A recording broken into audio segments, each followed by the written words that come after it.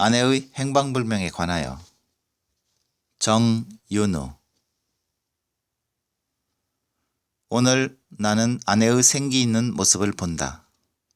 글쎄, 다른 날과 진짜 확연하게 생기가 있는 것인지 그건 모르겠다. 다만 그렇게 느껴지는 행동들을 했고 그럴 만한 이유가 있기도 해서 나는 오늘은 좀 별나네 하고 생각하는 것이다. 나는 어젯밤에도 11시 반에, 즉 내가 있는 연구실 건물을 폐쇄하는 11시 반에 정확하게 연구실을 나와 12시 10분경에 집에 도착했는데 그녀는 날 기다릴 생각조차 하지 않은 양 깊은 잠에 빠져 있었다. 아내는 내가 매일 밤 왜 늦는지 좀채로 궁금해하지 않는다. 난 별도로 프로젝트 하나를 더 맡아 하고 있었다. 그거야 결혼한 박사과정 학생으로서 뭐 그리 대수로운 일은 아니다 손 치더라도 아내와 나의 생활을 위한 것이라는 점을 그녀가 통 모른 채 한다는 사실이 섭섭한 터였다. 가끔 연구실 후배들이 형이 매일 그렇게 늦어도 형수님은 괜찮으시답니까? 라고 묻곤 한다. 그러면 나는 그저 멋쩍게 웃어치운다. 내가 원하는 게 무엇이냐고? 속 편하게 사는 것뿐이다. 내가 집으로 들어가면 아내가 있고 깊은 잠에 골아떨어져 있든 말든 아내의 존재는 두 남녀가 사랑하고 아끼고 때론 싸우고 볶으면서도 늘 돌아갈 수 있는 관계로 결합된 상태, 그 보편적인 목표를 상징한다. 매일매일 해나가야 할 일이 있고 어쨌든 사계절이 바뀌듯 내 인생이 굴러가는 것을 불편해하지 않으면서 누리는 일, 그것이다. 오늘 저녁 누군가 방문한다는 아내의 말을 듣고 나는 굳이 세세하게 묻지는 않았다. 그녀의 얘기로는 과거에 잘 알고 지냈던 사람이라고만 했다. 현재 강릉에서 조그만 사업을 하고 있다는 그 사람을 오늘 저녁 서울에 도착하는 시간에 맞춰 정거장으로 마중 갈 것이라 했다. 모처럼 대하는 아내의 활기에도 불구하고 나는 별로 반갑지가 않았다. 그 사람의 존재를 결혼하고 처음 알았다는 점도 껄끄럽고 낯선 터에 모처럼 쉬는 날 나만을 위해 아내가 뭔가를 좀 해주기를 기대한 점이 더욱 아쉬워 화가 날 지경이었다. 그녀는 하루 종일 혼자 무얼 하는 것일까? 가끔 졸업한 학교를 방문하거나 방문 목적은 잘 모르겠지만 어쩌면 그것은 과거의 향수일까? 혹은 대부분의 젊은 여자들이 말하듯 아내 노릇의 무의미함에서의 탈출을 위한 건가? 이런저런 잡지를 들여다보거나 거의가 문학 잡지들이었다. 아내의 전공은 음악, 그 중에서도 피아노라는 악기였는데 문학을 전공한다는 절친한 친구가 한 명 있어서 많은 시간을 그 친구와 보내는 것 같았다. 그래서 취향의 공통 영역이라고 말할 수 있는 문학 관계 서적들이 우리 집에도 산만하게 널려 있다. 쇼핑을 하거나 피아노를 두들기거나 아내의 표현이다. 비디오를 빌려다보거나 그런 것들이 그녀 스스로 말하는 생활의 전부라는 것이다. 그녀는 늘 뭔가를 읽거나 끄적거리고 있는 것 같았는데 나로서는 그런 무상의 행위가 좀처럼 허망해 보였다. 가끔 난 물어보곤 한다. 뭘 쓰는 거야? 그러면 그녀 자신도 늘 아무것도 아니에요. 그저 심심해서 라고 말하곤 하지 않는가. 그 대답에 좀 시무룩한 표정을 보이면 이내 미소를 띤 채 내 손을 잡으며 친구 말대로라면 나는 운이 좋은 여자라는데 그게 맞는 것 같기도 해요. 귀찮은 것들에 대한 완전한 무관심, 강 같은 평화 같은 게 바로 내 생활이니까 운운하는 것이다. 깔깔깔 웃음소리와 함께 내 목을 끌어안거나 뺨을 비비거나 하면서 과장된 유쾌함이 담긴 그래서 어쩐지 음산한 기분을 주는 애무를 하곤 했다. 우리가 처음 만났을 때 그러니까 지난해 가을에 부모님들의 성화도 성화였거니와 나 자신도 알 수 없는 허전함을 유난히 절감했던 것이다. 토요일 오후 갑자기 시간이 텅 빈 것 같이 느껴지거나 결혼해 사는 동료들의 집을 방문한다거나 혹은 결혼식장에 초대되어 돌아올 때 어쩔 줄 모르고 그저 이리저리 배회하곤 했었다. 그때 아내를 만났는데 커다란 눈이 어쩐지 장례식 하객 같은 얼굴 표정을 만들고 있었지만 대신 잘 웃는 얼굴이 마음에 들었었다. 처음 만났을 때 문득 손으로 쓰다듬어주고 싶은 마음이 시들해질 때까지 오랫동안 멍청이 앉아 있었던 기억이 난다. 나에겐 남다른 취미랄지 하는 것이 없었기 때문에 틈틈이 음악과 친숙해졌고 그러다 보니 좀 더 좋은 음질에 대한 욕구가 생겼고 그래서 내 차 안에는 주말마다 매뉴얼을 보고 내가 설치해 놓은 음향시설이 꽤 괜찮았다. 그녀를 집으로 바래다 주며 메뉴를 고르라고 했더니 나는 무슨 일본어 회화 테이프 박스 안에 가득 다양한 레퍼토리를 담고 다니는데 그녀는 오페라를 골랐다. 내가 아는 곡이어서 나는 푸치니를 좋아하세요? 라고 물었더니 그녀는 아니요, 전 오페라는 싫어해요. 그냥 지금 좀 시끄러웠으면 해서요. 하는 거다. 뭐라 설명할 수 없는 개성, 그녀의 독특함, 돌발적이고 비일관적인 성격. 나는 그 점이 낯설고 신기했고 동시에 나라는 인간에게서 스스로 식상하고 있던 진부함을 뒤적거려줄 힘 같은 것을 느꼈다고나 할까. 나는 어릴 적부터 따져서 몇 차례의 연애 기간을 거쳤는데 그다지 열광적이지 못했을 뿐 아니라 점점 시들해져 가다가 결국 덤덤한 지경에 이르러 연애는 시간 낭비라는 신념에 도달했던 것이다. 딱 한 명 국민학교 동창으로 거의 20회를 연락하며 지내온 여자가 있었는데 그녀가 지난해 결혼해버리자 나는 비로소 나의 결혼을 진지하게 생각해 보기 시작했다. 우스운 얘기지만 그 여자에게는 무수한 방식으로 접근을 시도했었다. 중고등학교 시절엔 수백 통의 편지를, 재수 시절엔 딱 한 통의 전화 연락을. 그때 심정은 지금 생각하면 참으로 코믹한 것으로 나는 무슨 금이 환향을 약속하며 고향을 떠난 사람처럼 굴었었다. 대학 시절 초기엔 우정을 가장한 음성적인 연애 감정을, 석사 과정에 들어와서는 본격적인 청혼도 간간히 비춰보았던 것이다. 당연하게도 나의 청혼은 한 번씩 지나가는 농담으로 처리되었고 나의 불투명한 태도와 그녀의 미온적인 반응이 합쳐져 이래도 그만 저래도 그만인 결론으로 치달았으며 결국 이별에 도달하게 된 것이다. 감정상의 문제도 그렇다. 억제할 수 없는 감정에 사로잡히면 아무리 능한 사람도 어색하고 속된 짓거리를 한다는 사실을 무슨 강령처럼 쥐고서 놓을 줄 몰랐다. 무엇이든 지속적인 것을 이룩하려면 가장 곤혹스럽고 기가 죽는 유혹에 민감한 자신의 한 구석을 지그시 눌러야 한다는 것은 나의 지론이다. 나로 말하자면 그런 식이었다. 그저 내가 하는 일의 관성이 지배하는 생활.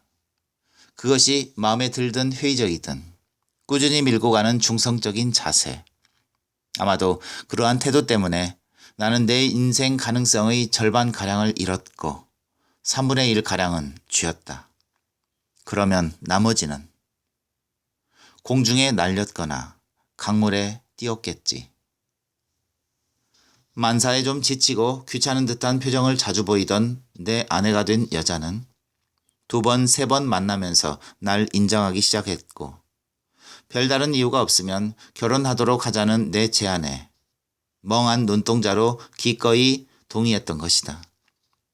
난 그녀에게 빠졌던가? 그건 아닐 것이다. 아마도 나의 내부에서 알레르기 반응이 일지 않은 이상 적절한 때에 만나는 싫지 않은 여성과 결혼하리라는 내 인생 설계를 또 한 단계 실현시키기 위해서였겠지.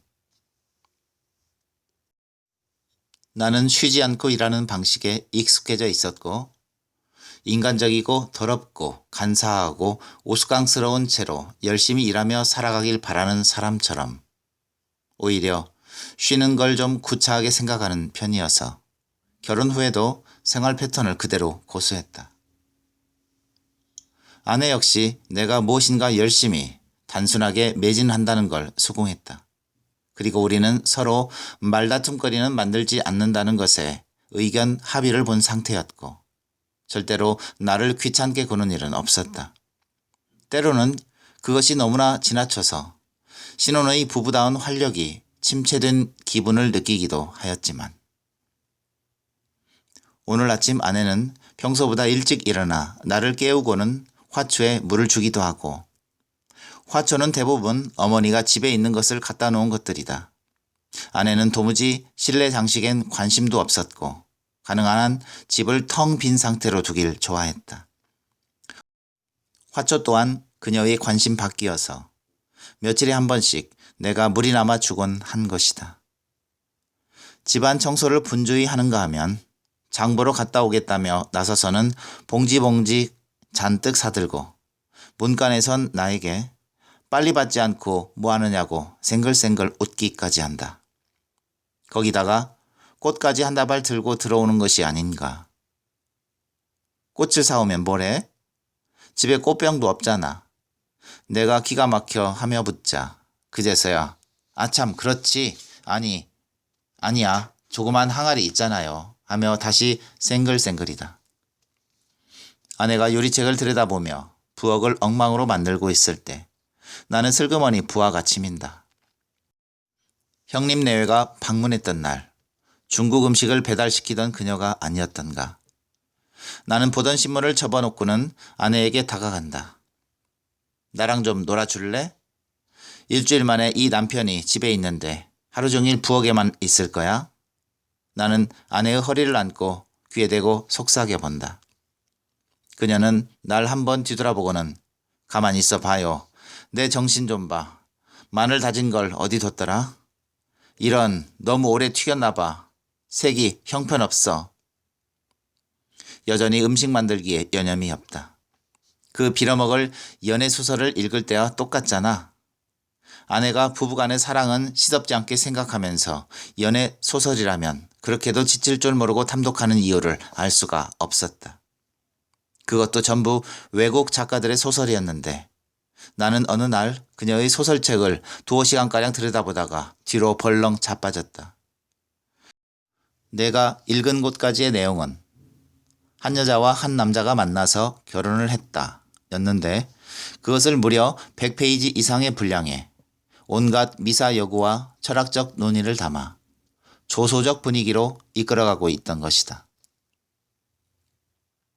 사는 것, 그 모든 주제들에 대해 지나치게 자세히 들여다본다는 것은 피곤한 일이다. 인생의 내면을 꿰뚫어보고 파헤쳐서 결국 뭐가 나온단 말인가. 끝없는 혼란 속에서 허우적거릴 뿐인 궁지에 빠진 인간의 모습에 또 그런 모습, 더 심한 모습, 더욱 과장된 모습, 그러한 여러 차원의 인간 모습을 그대로 묵인한다고 하더라도 결국 어떤 것도 나아지지 않을 것이다.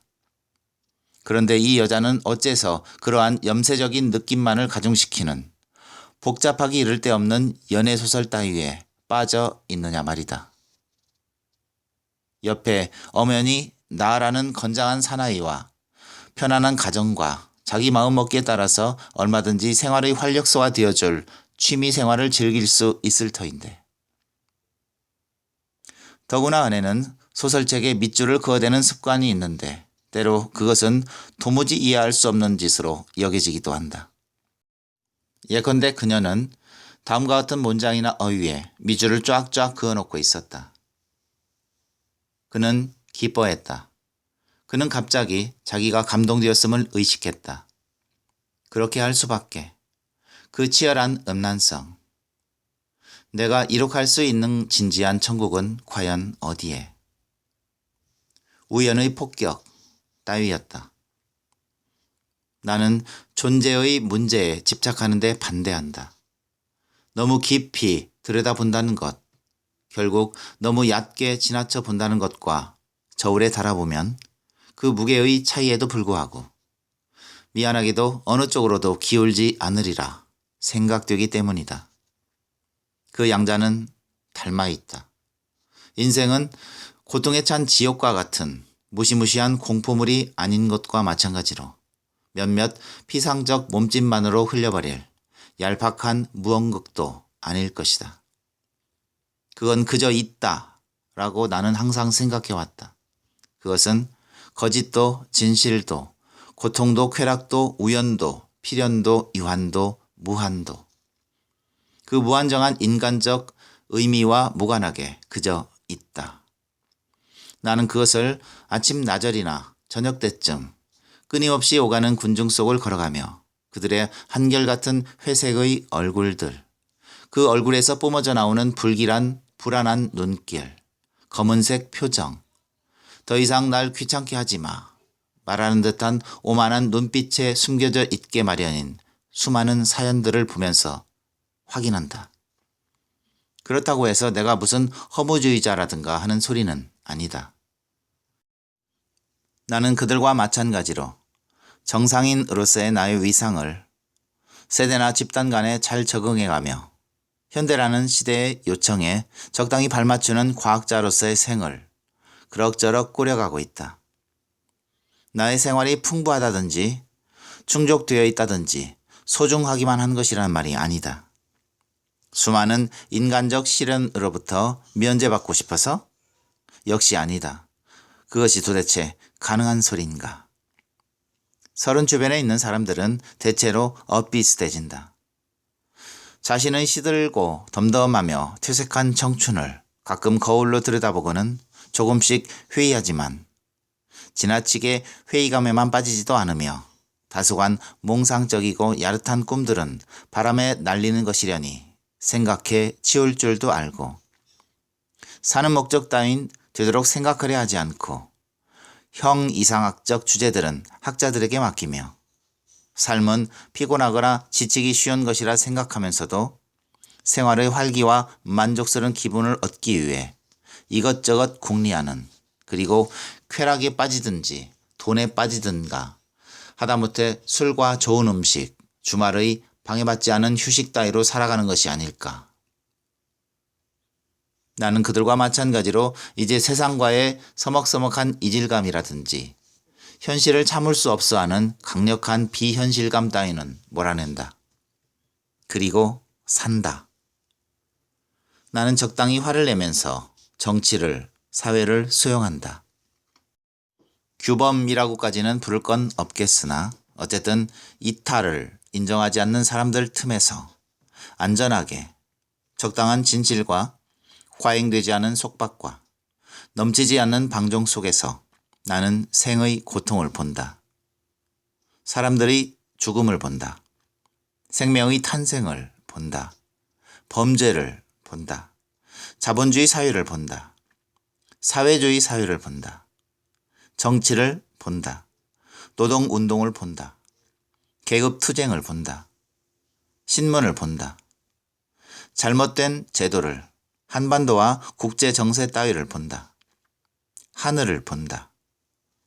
물론 나의 이러한 안일함을 지속적으로 뒤흔들어 놓는 사람들의 움직임, 진동, 지진을 본다. 나는 파멸할 운명을 지닌 인간을 믿고 있지 않은 만큼 낙관적인 미래를 위한 오늘의 투쟁 또한 절감하지 않는다. 나는 인생을 긍정도 부정도 하지 않는다. 나는 아내의 솔직한 자기 표현을 좋아하지만 좀 심할 때가 있다. 어제 아침이던가 나는 아내가 극에서 극으로 오락가락하는 광경을 다시 한번 지켜보았다. 난 너무 하찮은 존재처럼 여겨져요. 이 세상과 한 가닥 관계도 없는 것 같아. 이렇게 의기소침해하길래 내가 너무 혼자만 있어서 그래. 공상이 너무 많아. 뭘 좀 배워볼래? 공상 때문에 잃어버리는 게 많을 거야. 라고 말해줬더니 그녀는 갑자기 말하는 것이었다. 내가 잃을 게 뭐 있어요? 이 빌어먹을 목숨 하나밖에? 나는 그저 그러려니 한다. 그녀는 아무것도 못하거나 무엇이든 할 수 있을 것이다.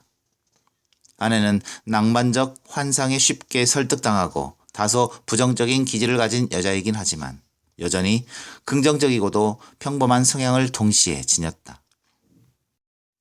그녀는 음악을 사랑하고 나에게 기대오기도 하고 산만한 정치적 언급을 하기도 하고 신문이나 텔레비전 토론을 보며 논평을 하기도 하고 부지런히 독서를 하며 특유의 경구들을 구사할 줄도 알고 무엇보다도 유머 감각을 재산처럼 지니고 있다. 오늘 우리 집에 오는 그 작자, 당신 옛날 애인이야? 나는 약간 폭력적인 어투로 물었다. 그때 말한 거 그 이상도 그 이하도 아니에요. 그녀가 답한다. 나는 차라리 그 방문객을 얌전히 기다리기로 한다. 무슨 상관이람? 와보면 알 텐데. 나는 이 황금 같은 휴일에 누군지도 모를 인간을 기다리는 것밖에 할 일이 없다는 이유만으로 그를 싫어하기 시작했다. 그 사람이 드디어 우리 집을 찾아왔고 그는 역에 도착하자마자 혼자 찾아가겠으니 마중 오지 말라는 전화를 걸어왔다. 발코니를 서성대던 아내는 생각지도 못한 순간 벨이 울리자 의아해하며 문을 열었던 것이다. 와, 이게 누구야? 정말 오랜만이네요. 몸이 이렇게 불었어? 중년 아저씨 다 됐네요. 내내 밖을 보고 있었는데 좀 전의 그 아저씨가 바로 형이라니. 빨리 여기 와서 앉아봐요. 이상 아내의 목소리. 잘 있었어? 행복한 가정주부의 모습이라. 어떻게 더 젊어진 것 같지? 이상이 그 형이라는 방문객의 말. 나는 악수를 하며 안녕하십니까 반갑습니다. 얘기 많이 들었습니다. 진부한 인사말, 그게 전부였다. 무슨 말을 해야 할지를 몰랐다. 우리 셋은 한 덩어리가 되어 아니 사실은 둘이 움직이는 데 따라 나는 따라다니기만 했다. 거실에서 식탁으로, 식탁에서 거실로 왔다 갔다 했다. 그들은 커피를 마시며 혹은 밥알을 씹으며 고기를 질겅이며 포도주를 홀짝이며 내내 학창 시절의 추억만을 좇고 있었다. 그것도 가만히 들어보면 즐거웠다는 건지 악몽이었다는 건지 희망이었다는 건지 절망뿐인 암울한 때였다는 건지 도무지 아리송한 말들 뿐이었다. 가끔 그 방문객은 나에 대한 예의를 상기하며 공학 박사시라고요? 아니에요. 아직 과정인걸요. 그리고는 이내 아내 쪽으로 시선을 돌려 또 그 예의 즐거움과 악몽 이야기로 들어간다. 그러다가 그녀의 결혼 얘기에 이르게 되었는데 나는 아내의 입에서 내 이름이 이렇게 올려지길 기대했다. 그러다가 소중한 이 사람이 내게 다가왔죠. 그러나 그 기대는 헛된 것이었다. 그러기는커녕 그녀는 이렇게 말하는 것이었다. 결혼? 거절할 이유가 없었지 뭐. 우리는 칵테일을 마시기로 했다. 아내는 그것 역시 책자에 의존하였는데 이럭저럭 맛이 괜찮았다. 그래서인지 우리는 모두 얼큰하게 취기가 오르고 있었다. 그런 김에 내가 그 방문객에게 이러저러한 질문을 해댔는데 그는 대단히 간략하게 답했다. 졸업하고 군대 갔다 와서 몇 년 어정거리다가 고향에서 오디오 가게를 차렸고 잡지와 지방신문의 자유기고가이기도 하다는 것이었다. 아내가 또 다른 칵테일을 만들러 주방으로 가려는데 그는 어느새 일어서려 했다. 하룻밤이라도 묵어가라는 아내의 청에 따라 나도 동일한 권유를 하였는데 그는 친지의 집에서 묵기로 선약을 했다며 정중하게 거절하고는 작별 인사를 했다. 아내는 그를 배웅하러 나가고 그들의 시끌벅적한 대화가 끊긴, 그래서 갑자기 텅 빈 것 같은 거실에서 나는 혼자 남겨진 무슨 연극의 엑스트라처럼 멍청하게 담배를 피워물고 있었다. 그런데 사건은 다음 날 벌어졌다. 내가 역시 밤늦게 귀가하여 보니 아내가 부재 중인 것이다. 그녀의 돌연한 사전 예고나 암시조차 없는 가출. 나는 밤 1시 넘어까지 아내의 연락을 기다리다가 지쳐 일말의 단서를 찾기 위해 집안을 샅샅이 뒤지기 시작했다. 그러던 와중에 나는 아주 의외의 자료를 찾아내었다. 내 것이 아닌 디스켓 한 장이 눈에 들어온다.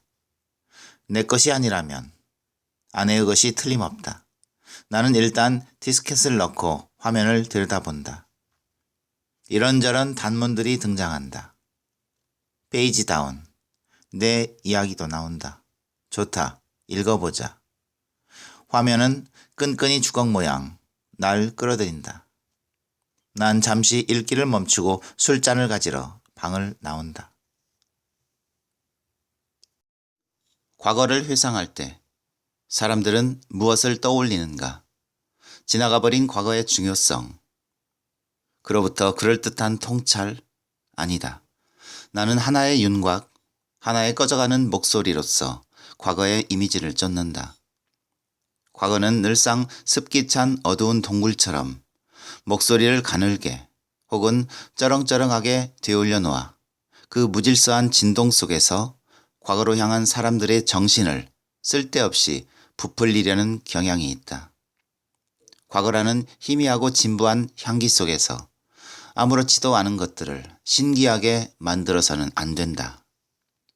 혹은 나는 진정한 사고를 하고 싶어 하는지도 모른다. 진정한 사고라. 너무 무겁고 장중하다. 뿐만 아니라 본질적인 그 무엇이 슬그머니 내 사고를 방해한다. 달리 말해보자. 과거를 회상함으로써 내 존재의 진실을 발견할 수 있도록 해주는 어떤 관련을 찾아내고 자신에게 주의를 기울이고 자신을 인식하고 인간 일반에 대한 해석의 단서를 잡을 수 있지 않을까. 존재의 진실, 인간 일반, 너무 철학적이고 어마어마하다. 언어도 믿을 게 못 된다. 아니, 그게 아닐지도 모른다. 믿을 만한 언어를 못 찾아내는 것이겠지. 지금 나는 내가 하는 이야기에 전혀 감동하지 않는다는 것을 깨닫고 있다. 그런 일들을 먼저 피하기로 하자. 나는 매우 쉽고 자연스럽게 보려고 노력해야 할 것이다. 벌써 나는 거기에서 너무나 멀리 떨어져 있다. 지난날의 그 이상야릇한 기분을 지금 이렇게 떠올리려고 마음먹으니 바로 그 순간부터 내 마음속에 명백한 흔적이 드러나기는커녕 이런 기록 행위 자체가 우스꽝스럽기조차 하다. 그를 추억한다는 것, 그것으로 어떤 감상적인 서정성을 이야기하자는 것은 아닐 것이다. 나 자신, 다른 모든 이들과 마찬가지로 순진한 마음씨를 지녔는가 하면 능글맞기도 하고 센티멘탈하기도 하며 큐알하기도 하고 난폭한 구석이 있는가 하면 양순하기도 하고 복잡한가 하면 소박하기도 하니까 말이다. 외면적으로는 그뿐이다. 그런데 과연 내가 할 이야기가 무엇일지는 나 자신이 궁금해진다. 자기 자신을 어떤 식으로 묘사하게 될지도 미지수다. 어쩌면 내가 말하지 않는 부분에 더 커다란 의미가 있을지도 모르겠다. 그렇다고 그 모든 일을 나란히 늘어놓으면서 즐길 생각은 조금도 없다. 아, 이런 식으로 구차하게 졸렬하게 말하는 건 어리석다. 일단 시작한 일이라고 생각하자. 나의 회상, 이제 나의 추억, 과거 지사, 잃어버린 기회들로 점철된 인생. 어떤 식으로 불리워도 상관없을 이야기를 직접적으로 그려보자. 천박한 추상화가 되지 않기만을 바랄 수밖에 없다. 정말로 그를 알았다고는 말할 수 없다. 그에 대해서 많이 생각했다고나 할까. 그의 몸 전체는 어떤 막연한 욕구로 충만되어 있었다. 그걸 어떤 식으로 설명할 수 있을까? 언제나 그 자리에 있고 싶지 않은 욕망이라 표현할 수 있을까? 그 욕망은 그를 매우 과격한 감수성에 얽어매어 놓았다. 그가 도망치고 싶어 했던 세계. 지금 생각해보니 그건 인간성의 모든 양상이었고 아마도 그가 상정하고 있을지도 모르는 진짜 인생의 표면 위에 떠도는 더러운 거품들. 결국 인생을 덜 본질적으로 더욱 가치없는 것으로 만드는 모든 현실이었다. 그는 한마디로 밤에 피는 복잡한 한무더기 꽃처럼 어둠 속에 길들여진 다양한 색깔을 지녔었다. 나는 그의 비정상적이고도 부정적이며 고집불통에다가 신경질적인 기질을 뚫고 안으로 들어가지 못했다. 그의 욕구는 안 지켜질 게 뻔한 약속과도 같은 것이었고 결코 이루어지지 않을 허우적 속성을 지녔다. 나는 그를 이겨낼 정도로 현명하지도 끈질기지도 못했다. 나는 이제 살짝 구겨 넣으면 아무렇지도 않게 사라져갈 플로피 디스켓 한 장을 컴퓨터에 집어넣고 이렇게 이야기를 시작해본다. 살짝 빼내서 부드럽게 구겨 넣으면 정말 감쪽같이 없었던 일이 될 것이다. 그것은 이 기록이 지닌 최대의 장점이자 나의 자유와도 통한다. 나 스스로도 잘 알지 못하는 진실 비슷한 것을 발견할지도 모른다. 나의 가슴 속에 몰래 숨어있는 철학의 기대를 걸기도 한다. 혹은 새로운 공상이라고나 할까. 그를 생각하다니.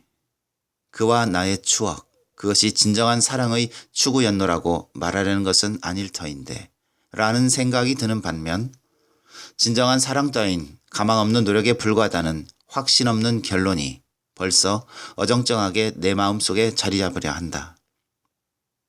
똑같은 크기의 회환, 추억으로 향한 현란한 수사학, 애정, 소유, 질투, 발버둥, 금욕, 엄숙, 기묘한 혼란, 너무도 진부한 혼란. 누구나 그런 식으로 따라갈 수 있는 공상의 종착점에 이르고 만다. 이만하자. 무리야.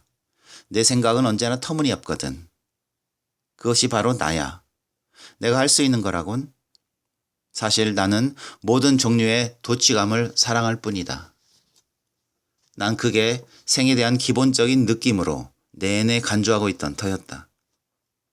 그 포만감의 만킥, 유희 감정에의 몰입, 목적의식이 없는 그 무엇을, 인생을 참고 견뎌내기 위한 마취대들. 갑자기 나는 길을 잘못 들어 수족관 가게에 들어온 생선 장수와 같은 기분이 든다. 남편은 혼자 그렇게 집에만 있지 말라고 했다. 사람이 혼자 있으면 밑도 끝도 없는 이야기 속으로 빠져들게 마련이다. 그래서 아무도 믿을 것 같지 않은 것들을 보게 되거나 도무지 신빙성 없는 환상 따위에 집착하게 된다. 남편이 있었으면 좋겠다. 남편의 수수한 목소리를 다시 듣고 싶다. 오히려 짐승들은 말이야, 산다는 것이 더덥고 위태로운 것임을 잘 알기 때문에 호련히 숨어버리거나 몰래 움직일 줄 안다고. 그런데 인간은 그 더덥고 위태로운 삶을 벗기고 벗겨서 뭔가 색다른 게 없나 찾아 헤매기 때문에 자기 무덤을 스스로 파는 꼴이라고.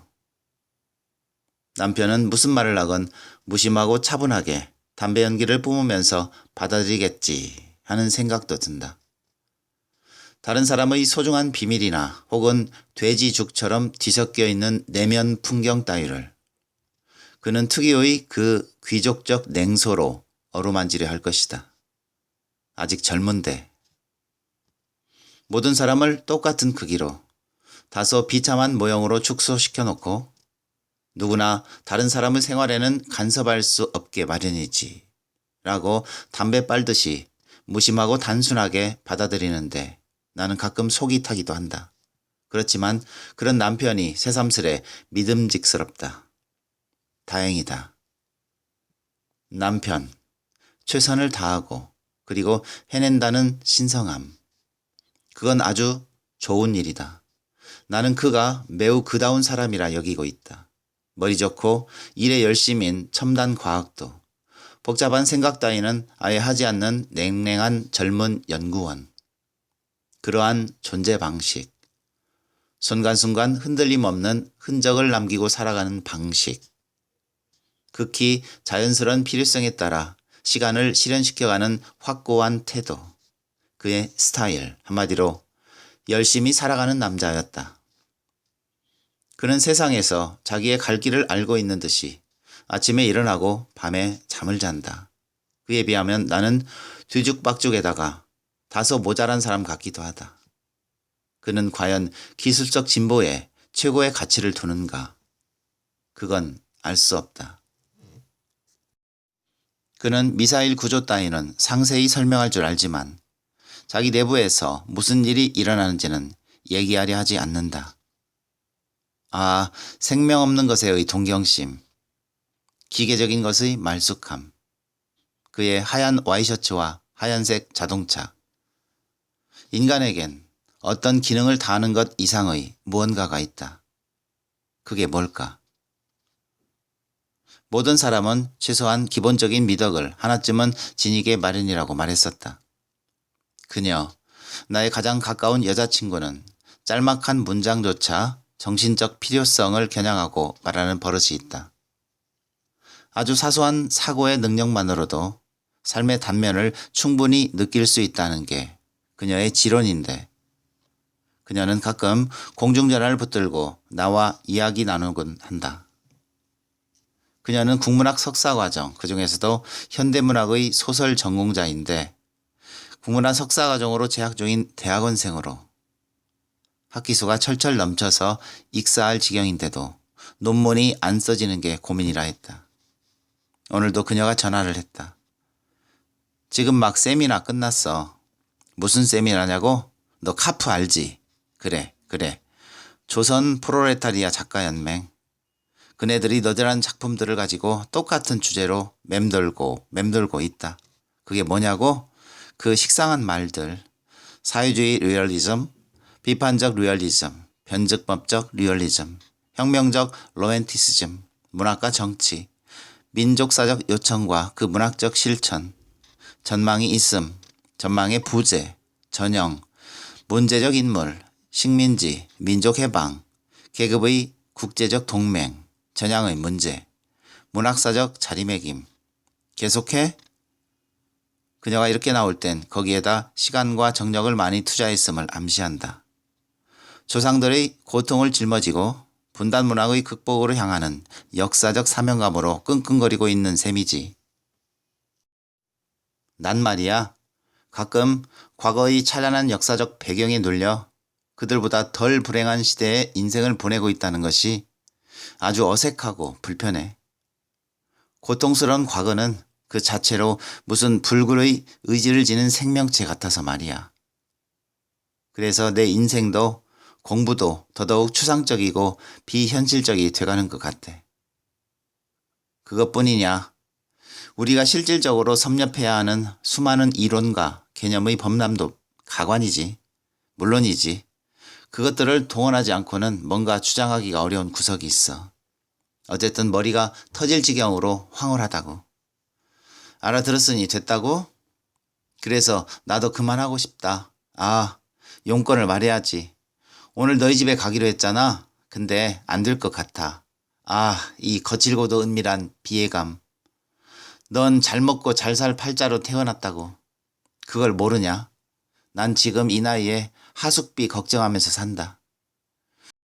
오늘 아르바이트 하기로 했다. 난 그녀의 걸쭉한 목소리와 어울리지 않는 예쁜 얼굴을 떠올리면서 또 말투와 무관하게 진정 그녀가 품고 있는 열정과 탐구욕, 그 확고한 영역, 그녀의 배우에 깔린 진지함, 때론 너무 지나쳐서 옆에서 보기에 오숙강스러울 때도 있지만 그녀의 배우에 깔린 진지함을 생각하면서 웃는다. 그래? 아무 때나 놀러와. 맛있는 거 사놓고 기다릴게. 그녀가 말하는 나의 미덕은 인간적인 매력이 있대나 아마도 나의 방식, 이판사판으로 대책 없이 날뛰는 단순한 취향을 그런 식으로 말한 것이겠지. 잠시 커피를 마시기 위해서 자리를 떠야겠다. 그를 처음 봤을 때를 정확히 기억해낼 수 있다. 상세한 것까지 생각난다. 처음에는 그는 자신을 돋보이게 하려고 했던 것 같다. 처음 만났을 때 그의 무분별한 솔직함을 대중 잡지적 심성으로 돌려버리려고 내심 준비했었던 것도 기억난다. 그도 자기 방어를 위한 어떠한 위장도 하지 않았다. 나는 그날도 학교 한 모퉁이의 연못가에서 거의 사라져가는 저녁 노을을 멍하니 바라보면서 이어폰을 통해 귀 속 깊숙이 스며드는 음악 소리와 내 기분을 공모하고 있었다. 그 추상적인 느낌들로 가득한 세계. 예술과 생활이 밥과 물처럼 단순하고 필수적인 세계. 나는 내가 무슨 생각을 했던지는 정확히 기억이 나질 않는다. 간단히 추측을 해볼 수 있다. 아마 10중 8구는 내 인생의 갈피를 잡기 위해서였을 것이다. 그건 대학 졸업반 학생이라면 누구나 그렇듯 내 인생이 어디로 가고 있나 혹은 어디로 향해야 하나 나아가 내 인생이 과연 시작이나 될 것인지 따위의 나름대로 복잡하기 이를 데 없는 질문과 그에 수반되는 무력감 같은 것이었겠지. 나는 하늘 저쪽에서 붉은 기운이 싹 가시고 완전한 어둠이 들 때까지 그러고 있었다. 그때 누군가 내 어깨를 툭툭 치며 묵직한 느낌으로 봐서 손이 큰 사람, 누구지? 내가 고개를 돌렸을 때 처음 보는 사람이 시커먼 윤곽분으로 우뚝 서서 나를 내려다보고 있었다. 그렇게 처음부터 그는 석양과 어둠과 일방적 호출, 냅다 던져지는 히스테릭한 운명 같은 음악 소리 등등의 사항을 기묘하게 묶어놓은 것이지. 그때의 일은 너무도 생생하게 느껴진다. 그걸 어떻게 잊을 수 있을까? 그는 어디 있을까? 어디서 담배를 피우고 있을까? 어느 구석에서 술을 마실까? 어디서 잠을 자나? 그리고 무엇을 보고 있을까? 무엇을? 그 관능적이고 완벽하게 주관적인 눈빛은 어디를 향하고 있을까? 여전히 어딘가려. 아마도 여기 아닌 다른 곳에 도착할 수 있지 않을까 하는 강박증에 아직도 집착하고 있을까? 지금도 그렇게 웃고 있을까? 세상 만사를 잊은 듯한 그 불굴의 쾌활함을 담고 여기서 뭔가 다른 행위를 찾아야 할 것 같다. 무슨 소리를 이리도 주절거리고 있나. 내가 늘어놓은 말들은 속이 훤히 드러날 정도로 달아빠져 있어서 무슨 낭만적 강박관념에 사로잡힌 삼류시인 같은 기분이 든다. 나는 나 자신에게 불신의 웃음이 터지려 한다. 잠시 스위치를 꺼야겠다. 참, 스위치를 끄기 전에 결정해야 할 사항이 있군. 저장을 한다? 안 한다? 남편이 이 디스켓을 볼 수도 있다는 가정은 내가 컴퓨터와 노는데 충분한 장애가 되는데 누군가 이 기록을 잃게 된다는 생각은 참을 수 없다. 그렇다고 디스켓을 넣은 이상 저장을 안 한다는 것은 뭔가 원칙에 위배된다는 생각이 든다. 그리고 일단은 저장은 해야겠다. 그 사람이 와서 그에 관한 소식을 전해줄 것인가? 아니면 단순히 출장 오는 길에 신혼살림이나 구경하자인가? 결혼식장에 참석 못한 걸 미안해하기 위해서라면 너무 늦지 않았나? 모르겠다. 어쨌든 나는 그 사람, 내가 완전히 빠져들었던 그 남자에 대해서 한정적 시간 안에 다시 한번 생각해보고 싶을 뿐이다. 일단 스위치를 끄고 나니 기록이라는 행위가 좀 부질없어 보인다. 단순히 그를 상기시키는 한 사람이 우리 집을 방문하겠다고 연락한 것 때문에 또다시 과거의 환상에 사로잡히고 싶어 한다는 건 아무래도 점잖지 못하다. 고작 그의 친구, 나의 옛 동료였던 사람의 일시적 방문이 무슨 운명의 밀사라도 되는 양 그다지도 호들갑을 떨다니. 젊은 한때의 도취감을 고상한 신화로 꾸미려 하다니. 현실은 극적이지 못하고 나 또한 현실 구석에서 매양 다른 꿈만 꾸는 멍청한 여자의 자화상을 내 것으로 하고 싶진 않다. 현실감도 소용도 없는 이야기이다. 더군다나 나와 남편, 가정이 가져다주는 그 자명성. 나는 물론 남편을 사랑한다. 여자들이 모두 자기 남편을 사랑하듯 너무도 당연하다. 나와 남편은 길고도 멀고도 험한 길을 함께 걸어가겠다고 맹세하였고 전장을 향해 나아가는 두 명의 보병처럼 결혼식장을 걸어 나오지 않았던가. 그때 나와 남편과의 적당한 해피엔딩을 확신했었다. 나는 정작 결혼 생활에 전혀 상상력을 발휘하지 못하는 게 아닐까. 뭐 이런 생각들로 어제는 더 이상 키보드를 두들기고 싶지 않았다. 빌어먹을. 다 내 탓이었다. 내 성격 탓이다. 모든 게 자업자득이다.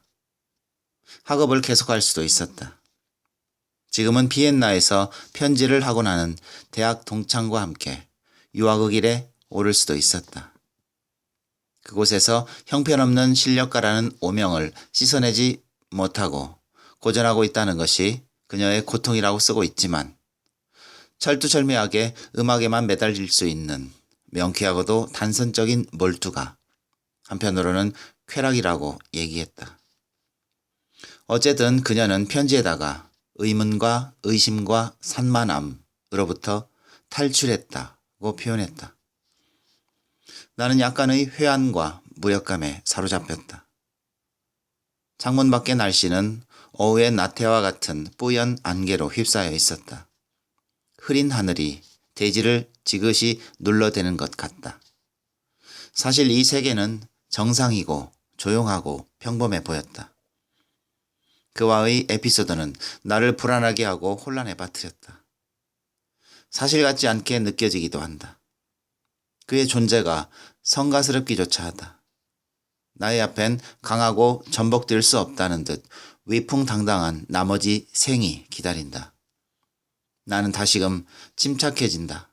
어느새 나는 마술을 깨뜨리는 여자가 되어있다. 나는 불의의 취기에서 깨끗하게 빠져나와 나 자신과 나의 잡다한 고민스러운 생각들로 가득 찬 무거운 머리와 함께 있다. 그것은 한편 편안하고 긍정적인 기분을 가져다 주었다. 그러고 있는데 요란한 초인종 소리. 옆집 여자이다. 그녀는 진보적 문화연구단체에 나가는 모양이었는데 끊임없이 지식을 쌓았다. 어느 날인가 그녀의 서재에 가본 적이 있는데 사회과학 서적이 엄청나게 많았다.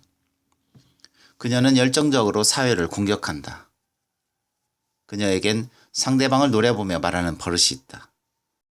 처음엔 나를 노려보면서 아니란 뽀띠적 발상 따위를 말하는 폼이 바로 나의 생존 방식에 삿대질을 하는 거라는 생각을 떨칠 수가 없었다.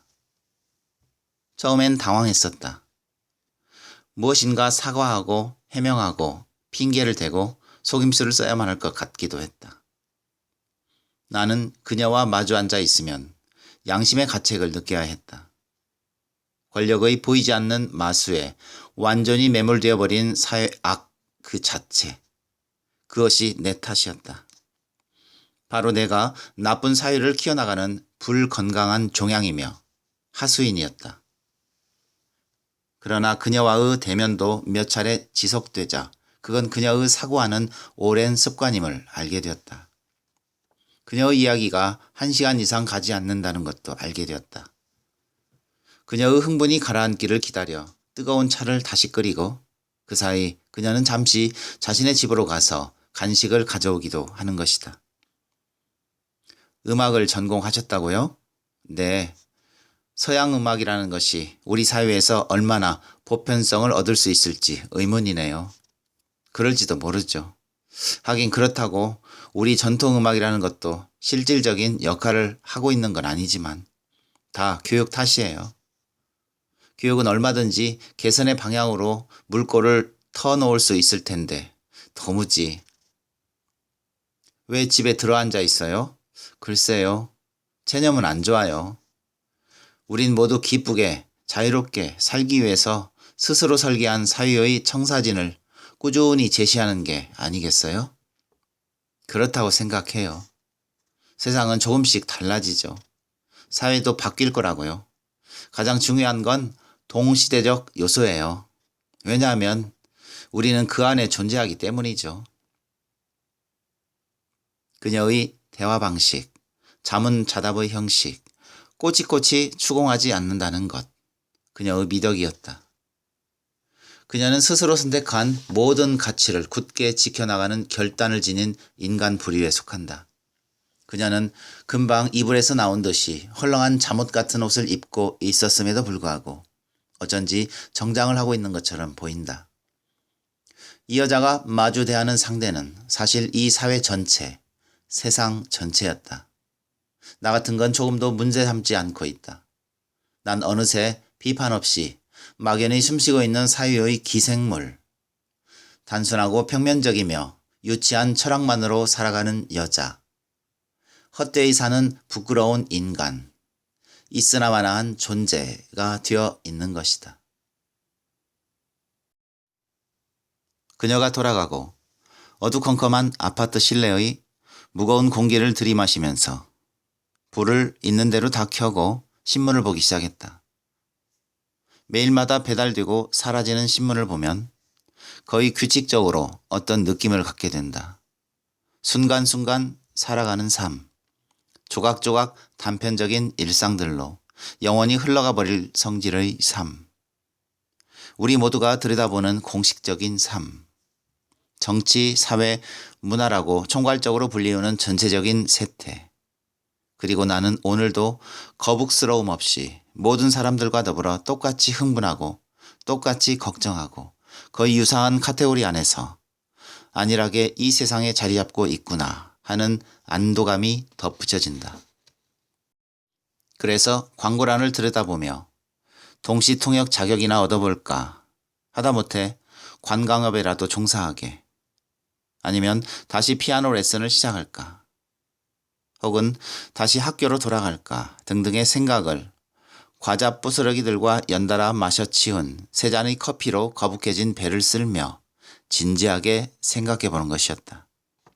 남편은 요즘 과로로 지쳐 있어. 오늘 아침엔 코피까지 흘렸잖아. 남들보다 일거리를 많이 맡았음에 틀림없다. 그 뭐랬지? 기업체의 프로젝트를 따내서 메카트로닉스인지 어쩌고 하는 거 말이다. 정말 슬퍼지기 시작한다. 나는 왜 이리 남편에게 궁금한 게 없을까? 왜 이렇게 묻고 싶은 게 없을까? 왜 나는 꼼짝도 하기 싫을까? 도대체 언제까지 이 생활이 계속될까? 아이는 언제쯤 가져야 하나? 도대체 아기를 낳아야만 하나? 갑자기 이 기록행위가 정말 하잘것없이 보인다. 그 존재 자체가 정당성이 결여되어 있지 않을까 하는 의구심마저 든다. 그리고 나니 나는 다시금 평온하고 태평한 일상성을 느끼게 된다. 장래의 가망성이라는 것도 하긴 필요하다. 옆집 여자 말대로 사회생활을 할 수 있으리라. 그런 생각들과 더불어 그에 대한 젊은 날의 무분별한 환상을 가져갔다. 바보스러운 생각이었다. 내 인생에 제공된 한갓 어리석은 이미지를 여태 쫓고 있었나 보다. 이 세상에 결코 나타나지 말아야 하는 감정에 관한 것일 수도 있다. 나는 남편과 나의 생활을 위해서 혹은 나 자신을 위해서 뭔가 해야만 한다. 남편도 말하지 않았던가. 허구한 날 멍하니 그 쓸모없는 소설 나부랭이에 휘말려 정신을 낭비하지 말고 생산적인 일에 의욕을 갖고 덤벼들라고. 사람이 인생의 평범하고 부드러운 맛을 모르게 되면 독한 것에 취하게 된다고. 남편은 모든 종류의 일탈, 알코올이나 마약, 경미한 우울증으로부터 정신분열까지 그런 모든 종류의 일탈에 분노한다. 그것들은 스스로에 대한 테러 행위래나 견고하고 지속적이며 흔들리지 않을 무언가를 찾아야 할지도 모른다. 10시가 조금 넘은 시간이다. 또 다른 목소리가 부끄러운 순진함을 가지고 속삭이는 것 같다. 주말까지만이다.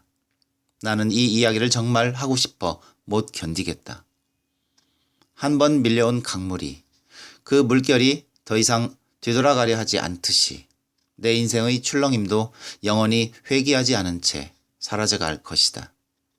어차피 우리는 꽤 많은 시간을 일반적으로 가치 있다고 부르는 것이나 직접적인 이익과는 무관한 일에 사용한다. 그렇다, 확실히 그렇다.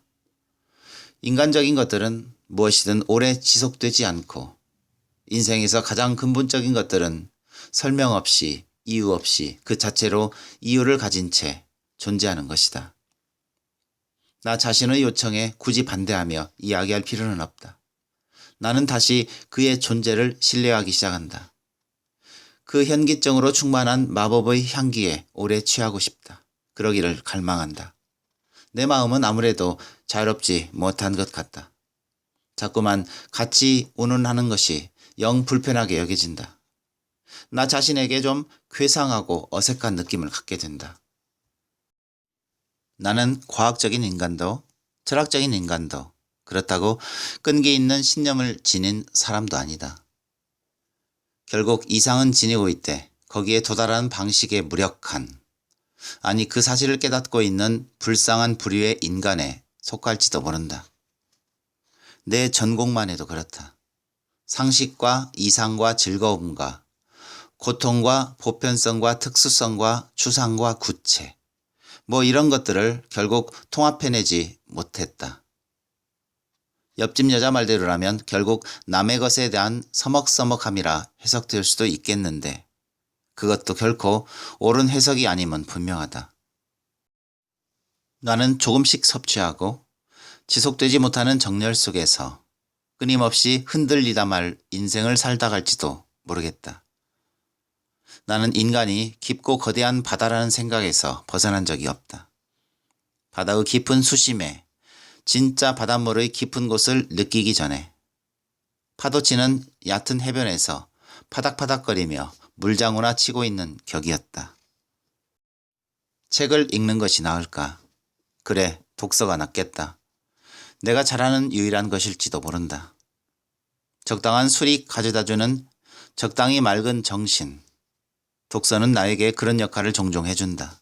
혹은 나의 괴상한 끼를 기꺼이 대신해주기도 하고 가끔은 인생 만사를 위에서 내려다보기 식의 배심도 생기니 아무래도 독서만큼 반가운 일은 없으리라. 소박하게도 다른 아무런 일도 없이 책이나 실컷 읽어볼 수 있는 상태를 획득해보고자 대학 졸업 후 나는 할 수 있는 한 최대한의 돈벌이를 했었다. 읽다 보면 적지 않은 감동도 있다. 그 감동이라는 게 뭐냐고?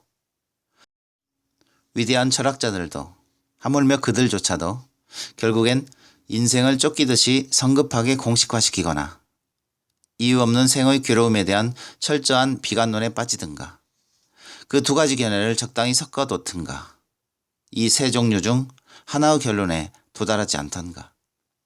그러니 내가 거대한 바다의 심연 온온하며 잡다한 사색에 끈적끈적 해체되어 간다고 해서 뭐 그리 유별난 자괴감을 느낄 필요는 없다.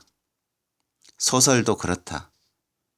인간성에 대한 긍정이니 부정이니 어둠이니 밝음이니 육신과 영혼이니 고통과 쾌락이니 모순과 조화니 좌절과 극복이니 사실과 환상이니 아무리 떠들어봐야 인간이라는 것이, 인간의 자유라는 것이, 인생의 부조리라는 것이 작가의 지성으로는 해결되지 않는다. 인간에 대한 인간의 인식은 과거나 현재나 미래에조차 너무나 불완전할 것이다. 얘기가 자꾸 옆으로 새는데 신경질이 난다. 내 인생에 관한 것이기도 하니까 나는 그에 대한 생각을 하는 것뿐이다. 그는 기분 나쁜 치통처럼 나를 사로잡는다. 가만히 앉아있게 내버려 두지 않는다. 어쩌면 나의 이야기는 그에 관한 게 아닐 수도 있다. 나는 나의 맹목에 대해 얘기하고 싶은 것일까? 마르케스 소설이던가. 나약한 자는 가혹하고 어색하기만 한 사랑의 왕국에 결코 들어갈 수 없을 것. 이라는 대목이 떠오른다. 그 말을 나는 당시 강인한 자만이 자신의 맹목 속에서 통찰을 얻어낼 수 있다로 해석했던 걸로 기억한다. 물론 사랑은 하나의 징조일 뿐이다. 그라는 인간으로 향한 나의 호기심이 사랑의 수많은 가면 중에 하나라는 점을 진실로 알고 있었지만 나는 나의 상상력이 만들어내는 무수한 속임수에 기꺼이 보조를 맞추게 노라고 다짐하고 있었다. 결국 산다는 것, 사랑한다는 것, 그것은 신통치 않은 속임수에 끝내 견디어낼 수 있는 인간의 노력 이외에 다른 뜻이 있던가. 지나치게 서로에 대한 애정에 달라붙는 남녀가 종종 빠져드는 광란의 싸움이라고까지 말할 순 없지만 어쨌든 이상한 종류의 다툼이 지속되긴 했었다. 그가 하는 말, 그를 한없이 반대하기 위해 존재했었다. 왜냐하면 그의 방식은 오해의 소지가 너무도 많았기 때문에. 어쩌면 저질 영화들에서나 흔히 볼 수 있는 경박한 주인공의 깊이 없는 비극, 피상적인 몸부림으로 비칠 구석이 다분히 있었던 것이다. 그러니 나로서는 그에게로 들어가는 출입구를 찾으려고 끙끙거리며 빙빙 그의 주위를 서성대는 꼴이었고 그는 입구를 열어주기는커녕 우습고 잔인한 자기식의 논리, 그 편파적인 성향, 넘치는 에너지와 그의 버금가는 허약함, 그의 결함, 우유부단, 무책임, 극단적인 쾌활함과 극단적인 침울, 견딜 수 없는 자기 비하, 스스로 앞뒤가 맞지 않는 사람으로서의 자기 주장을 고집스럽게 유지했다. 이를테면 그는 자본주의를 증오하면서 그것이 제공하는 향락을 끝까지 누렸다. 그는 우파적 성향을 경멸하면서 기득권에 대한 찬양을 서슴지 않았다. 사회와 역사의 움직임에서 해방된 특권적인 인간처럼 굴었다. 그 사람에겐 심지어 나쁜 생각을 품고 있지 않을 때에도 치명적으로 사람을 불편하게 만드는 이상한 면이 있었다. 그가 했던 말, 너의 명백한 뭘 이해 라는 게 뭐였던가. 네가 묻는 당신은 왜 식의 질문 속에는 세속적인 경박함과 조금도 다를 바 없는 순진한 인과론이 담겨 있어. 그따위 염증나는 상황 논리적 술책은 집어치우라고. 네가 네 스스로를 정의롭다고, 건강하다고, 결백하다고 주장하고 싶은 거야? 어쩔 수 없잖아. 난 뭔가 다른 것에 관심이 있거든. 그는 그런 식으로 내게 새로운 경험을 주지 못한다면 썩 꺼져버려 식으로 세상을 대했다. 지리멸렬한 인간 열정의 표본인 양, 들끓어오르는 근본적 산만함의 화신인 양, 그는 모든 집단적 가치를, 특히 모든 종류의 견고함을 회의했고 그건 거의 병적이어서 회의를 위한 회의의 성질을 띠었다. 자기만의 희한한 발상을 고집했다. 그건 어쩌면 무언가 심어주려는 나의 태도에 대한 불평일 수도 있겠지. 그에 대한 생각은 이제 진절머리가 난다. 이런 노름은 그만둬야겠다. 돌이켜보니 나의 이야기는 나의 내면적 욕구의 일부분이 안일의 공포에서 벗어나 조건부 항복의 세계에 자극적이고도 파괴적인 색채를 부여하기 위해 고안된 극적인 제스처 같기도 하다. 신나는 운명을 찾아다니는 반미치광이의 이미지를, 기상천외한 존재 방식을, 대립되는 것이 뒤엉켜 있는 마음 깊은 곳의 난장판에 대해 이야기하기 원하는지도 모른다. 허무, 어둠, 불완전함으로부터 탈출할 수 있을 만큼 강렬한 또 하나의 매혹적인 오르가슴을 단순히 그리워하는 게 아닐까. 그와의 모험은 연장될 성질이 아니었다. 그것은 사라져버림으로써만 의의가 있다. 다른 말이 떠오르지 않아서 하는 소리지만 나는 그 순간 그를 사랑했다. 무엇보다 그의 방종을 사랑했다. 우리는 함께 탐닉했었다. 그리고 서로를 버렸다. 간단하다. 나는 그의 존재에 대해 정의 내릴 수 없다. 마찬가지로 정당하니 부당하니 판단할 권리가 내게는 없다. 단지 한마디 할 수는 있겠지. 어째서 그는 그일까? 혹은 왜 나는 나일까?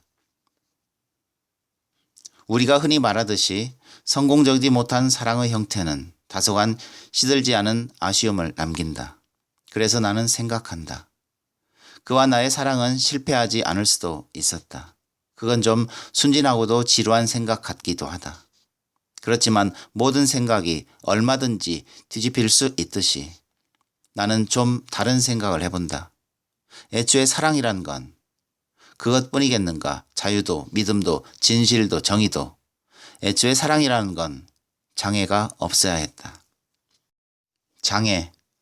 그따위 것들을 넘고 넘어 살아남아야 했다. 모든 걸 뛰어넘어야 했다. 그렇지만 뛰어넘거나 극복하거나 초월한다는 것은 관념이지 인간이 아니다. 인간은 실제로 그들의 관념 때문에 무능하다. 그래서 집어치우거나 때려치우거나 뒤집어 엎거나 포기하거나 방향을 바꾸거나 결국 시무룩해진다. 아마 그때쯤 떠들어대는 나 같은 인간들이 생길 것이다. 내 마음은 폐허이고 황량하고 허무하고 사실 혼돈 외에 실질적으로 존재하는 건 아무것도 없다고. 우리는 자신을 훨씬 넘어서는 거대한 존재들을 증명하려고 하지만 이 세상 어느 것도 우리가 실질적으로 지지받을 수 있는 담보물이 없는 거라고. 우리는 마구 탕진할 때 행복을 느낀다. 존재의 극단까지 파고들려고 한다. 나는 내가 혼자임을 안다. 그런 면에서 그와 닮았다. 아무도 벗어나지 못하는 무색 무취의 구속으로부터 벗어나길 바란다. 그리움은 이제 맥 빠진 신음소리가 아니라 해로울 것 없는 황홀경으로 고조된다. 끊임없이 하찮은 질서와 이성이 얽히고 설키는 이 세계가 아득히 멀어지는가 하면 아이들이 가지고 노는 지구 모형으로 생각되기도 하고 그의 존재는 먼지를 씻어내는 힘찬 소나기처럼 느껴지기도 한다. 그는 이제 부재로서 현존한다. 갑자기 캄캄한 세계를 헤매다가 사랑스러운 완전한 남자 앞에 서 있는 기분이 든다. 역시 그로부터의 메시지 전달이다. 날들어 자기를 찾아오라는 것이다. 웃음이 터진다. 바로 그의 방식이다. 어제 저녁 방문객의 말에 따르면 그는 강릉의 어느 후미진 여관에 묵고 있다는 것이다. 그리고 몹시 아프다고 한다. 파산 이후에다 죽음 직전이라. 잠이 들었다가 깨었다가 다시 선잠이 들었다가 다시 깨어났다. 난 그에게로 가야 할까? 나는 나를 어루만지는 이상한 느낌을 받는다. 뭔가 형용할 수 없는 감촉이 나의 내면으로 손을 뻗치고 진한 향기 속에 갇힌 것 같기도 하다. 행복하고 강렬한 기분이기도 하다. 그리고 그것이 없어져 버리는 걸 두려워하고 있다. 속이지 않는 감정의 직접적인 가벼움 속에서 초합리적인 어리석음에 젖어서 어쩌면 진정한 자의 수준 이하로 일몰의 안개 속을 흐느적거리며 걷듯이 기적 같은 환락의 놀이처럼 희한한 비밀에 대한 예감처럼 다시금 맹목의 에너지로 충만됨을 느낀다. 아무데도 아닌 곳으로 달려가기. 요컨대 도피가 간단하다는 사실을 깨닫게 된다. 해보면 정말 간단할 것이다. 솔직히 점점 거침없이 말함으로써 마음이 가벼워지는 것을 느낀다. 나를 짓누르던 현실의 무게는 차츰 엉성한 무엇으로 변질되고 현실이든 추억이든 심지어 그의 존재마저도 한없이 가벼운 어떠한 이상도 목적도 진실도 없는 거짓말이 된 것 같기도 하다. 나는 이제 그에게로 가서 그의 이마를 쓰다듬으며 말해줄 수도 있다. 결국 거리의 잡견처럼 죽어가는구나. 이렇게 말하면 그가 웃어줄까? 재미없어 할지도 모르지. 나는 일단 집을 나서 보기로 한다. 그를 찾아갈는지 그건 모르겠다. 홀가분한 여행길에 오르는 기분이 든다. 그 다음엔 아마도 내 마음이 시키는 대로 해보겠지. 아내의 기록은 여기까지이다. 이 글의 유일한 독자로서 나는 앉아있다. 자, 난 어떤 느낌을 가져야 하나? 평소의 침묵에 대한 보답으로 기꺼워해야 할까? 모르겠다. 어쨌든 아내가 오기만을 기다리는 수밖에 없을 것 같다. 오긴 오는 걸까? 그녀라면 오겠지. 아내가 돌아오면 어디 갔다 왔니? 돌발적인 매너를 꾸짖으며 진심으로 화를 내면서 물어볼까? 기록의 주인공인 그 남자의 안부를 물어야 하나? 아니면 그의 존재론적 의미에 대해 장황한 토론이라도 벌여야 할까? 꼭 물어보고 싶은 게 있긴 하다. 왜 나한테 한마디 말도 없이, 하다못해 메모도 없이 떠났냐고.